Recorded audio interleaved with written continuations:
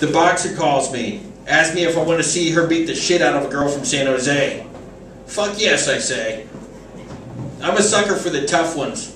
From the Wellesley High School field hockey girls with their plaid skirts and their cleats, beating the shit out of Dana Hall with those sticks, to the punk girls with the leather jackets and the mohawks, spiderweb tights coming out of 15-hole Doc Martens, skinhead girls with Chelsea cuts, rockabilly Latinas with impossible hair, and their Cholita sisters in Raider jackets and Cortez sneakers. There's Tourist Satana and Catwoman, all of them. Lenny Breedlove doing her best Fonzie in Tribe 8 days. Sly Mr. Hyman Aguirre, Pam Grier getting revenge for her murdered boyfriend in every movie. I fall for the Mossberg types, the ones who carry brass knuckles instead of mace, the ones who just might kill me. I have two exes doing time, one for assaulting an officer and the other for stabbing her roommate with a pair of scissors. She's not the first boxer I've been with, and a year later I'll be with another. I don't know if they find me or I find them. I want to be in love with her, but I'm not. I wish I was. I wish I could just flip a switch. She has everything I need to be in love with her. She's tough, but she's very sweet and caring at the same time. The feeling is mutual. We both know this isn't the real fight. We're just sparring partners. I wonder if the part of me that falls in love is broken. A few months before, Maggie broke me bad, busted my heart with hers like a monkey busting open a coconut with another coconut.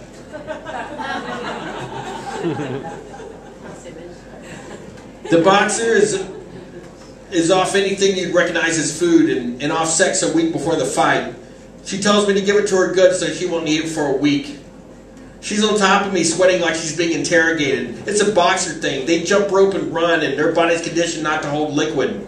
Drops fall from her chin and her nose onto me. I grab her hips, her skin slick and hard to hold. Her body is one muscle that contracts and relaxes. There's a rivulet running down her abs that look like two snakes finding their way out of saran wrap.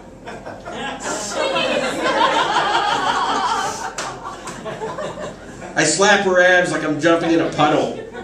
Her eyes change into a game of truth or dare. Is that all you got? I slap her again. No, hit me like you mean it, bitch. It's on now. I'm full on punching her. I can't get good leverage from below, but I'm giving it all I have.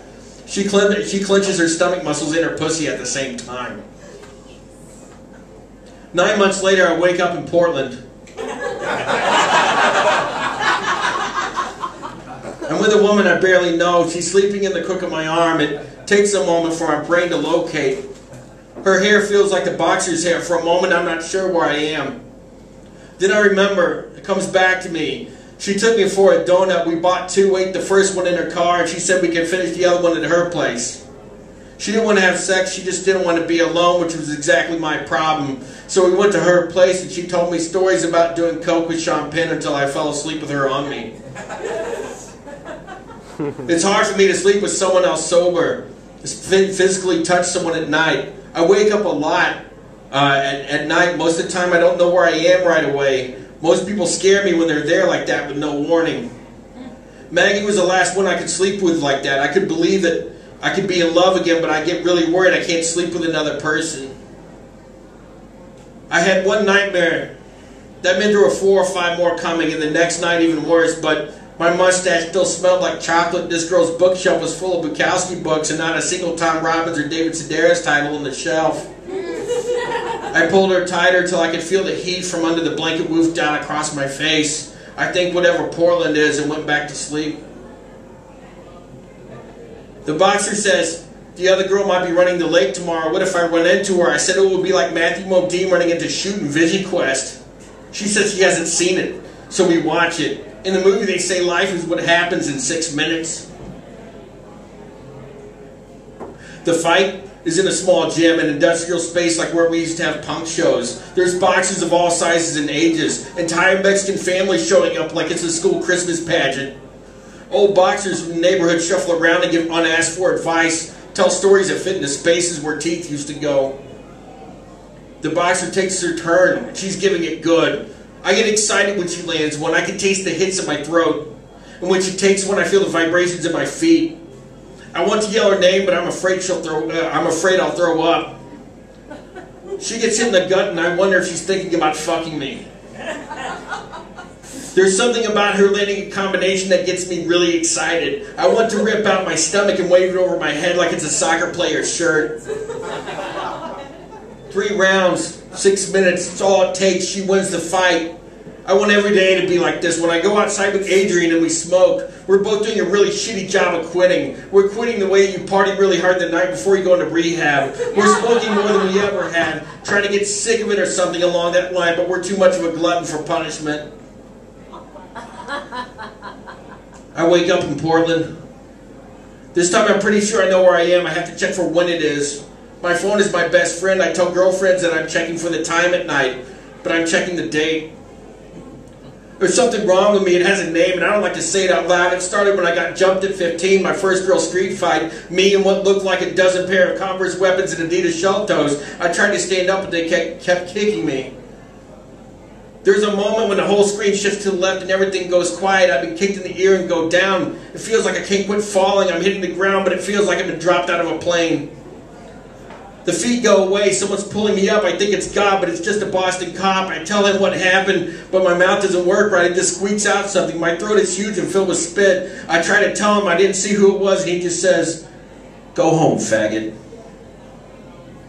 After that, my ears ring forever. My right ear is still shit. I lost count of the fights after that. I wasn't popular. One day I got punched in the face and it didn't hurt. It just made me mad. By then I was used to the rat pack. The last time it happened to me, instead of getting up, I just hooked the guy's leg, pulled him down on the ground, got on top of him, his face red as the cobblestone I pushed it on. He was yelling, "Get up!" They were kicking at me but hitting him half the time. I saw a tear squeeze out of his eye and I'd make a break for it. I wanted to cry too, but it just wouldn't work anymore. I don't remember how that one ended. The memory just stops there. Me and him stuck together.